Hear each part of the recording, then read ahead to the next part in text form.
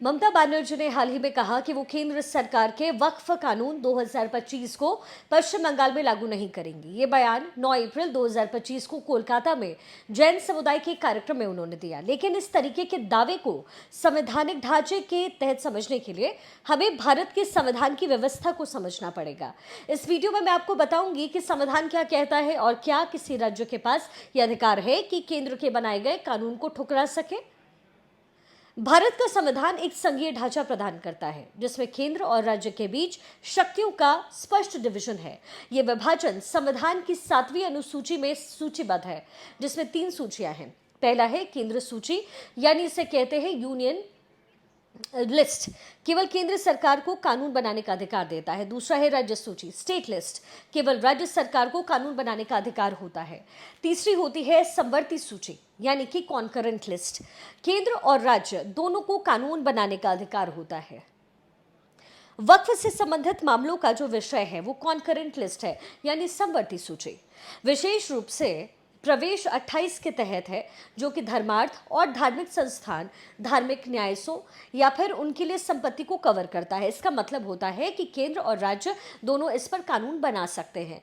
लेकिन अगर केंद्र और राज्य के कानून में टकराव हो तो अनुच्छेद 254(1) के मुताबिक केंद्र का कानून प्राथमिकता रखता है और राज्य का कानून उस हद तक हो जाता है 0 यानी 0, जहां वो केंद्र के कानून से असंगत है। क्या राज्य सरकार केंद्र के कानून को लागू करने से इनकार कर सकती है? संवैधानिक रूप से राज्य सरकार के पास यह अधिकार नहीं है कि वो केंद्र द्वारा पारित और राष्ट्रपति द्वारा स्वीकृत कानून को लागू करने से पूरी तरीके से इनकार कर दे। यहाँ कुछ प्रमुख अनुच्छेद आर्टिकल का उल्लेख हाँ जरूर है। पहला है अनुच्छेद 256 यह आर्टिकल कहता है कि राज्य की कार्यपालिका शक्ति इस प्रकार प्रयोग की जाएंगी कि वो संघ द्वारा बनाए गए कानून के क्रियान्वयन में बाधा न डाले या उन्हें प्रभावित न करें। इसका मतलब होता है राज्य सरकारें केंद्र के कानून को लागू करने के लिए बाध्य हैं। अगर कोई राज्य ऐसा नहीं करता है तो वो संवैधानिक उल्लंघन माना जाएगा। अगला आर्टिकल है 365 यदि कोई राज्य सरकार अनुच्छेद 256 के तहत केंद्र के निर्देशों का पालन नहीं करती है तो ये माना जा सकता है कि राज्य में संवैधानिक जो तंत्र है विफल है।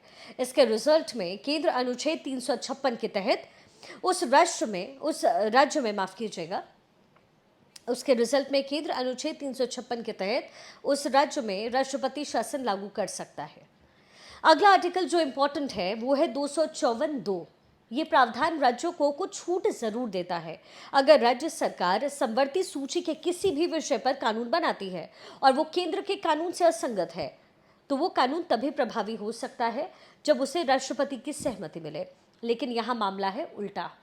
ममता बनर्जी मौजूदा केंद्र के कानून को लागू न करने की बात कह रही हैं, ना कि कोई नया राज्य कानून बनाने की।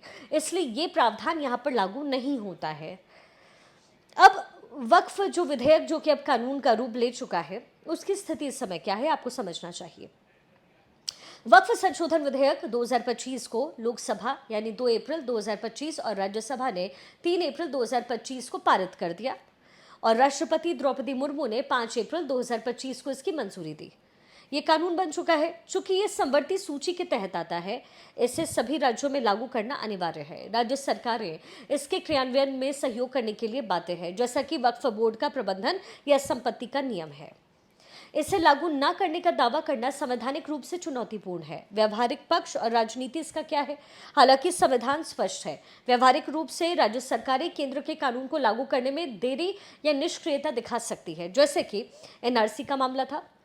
ममता बनर्जी ने 2019 में कहा कि वो पश्चिम बंगाल में एनआरसी लागू नहीं करेंगे, लेकिन एनआरसी अभी तक पूरे देश में लागू नहीं हुए, इसलिए ये कानून भी विवाद का विषय नहीं बना। दूसरा, कृषि कानून जो 2021 में केंद्र सरकार लेकर आई, जिसमें कई राज्य जैसे कि पंजाब, केरल, उन लोगों ने केंद्र के कृषि कानून को लागू करने में आनाकानी की। हालांकि औपचारिक रूप से इन्हें रोकने की शक्ति उनके पास नहीं थी। हालांकि बाद में केंद्र ने ही इस कानून को वापस ले लिया। ममता बनर्जी का वक्फ कानून को लागू न करने का बयान भी इसी तरीके का राजनीतिक कदम माना जा रहा है। यह उनके वोट बैंक यानी पश्चिम बंगाल में तकरीबन 30% मुस्लिम आबादी को सीधा सीधा टारगेट करता है और एक रणनीति हो सकती है। लेकिन कानूनी रूप से अगर केंद्र इस पर सख्ती करे तो राज्य सरकार को इसे लागू करना पड़ेगा, वरना संवैधानिक संकट पैदा होगा। संविधान के तहत अनुच्छेद 256, 365 और 254 के आधार पर ममता बनर्जी या किसी भी राज्य सरकार के पास ये अधिकार नहीं है कि वो केंद्र के कानून को लागू करने से इनकार करे। ऐसा करना संवैधानिक उल्लंघन है और केंद्र को हस्तक्षेप का आधार दे सकता है। हालांकि राजनीतिक विरोध और व्यवहारिक देरी संभव हो सकती है, लेकिन ये कानून की बाध्यता को बदल नहीं सकता है। इसलिए ये क्लैरिटी होनी चाहिए कि वक्फ कानून अगर बना है तो इसे हर राज्य में लागू होना ही है।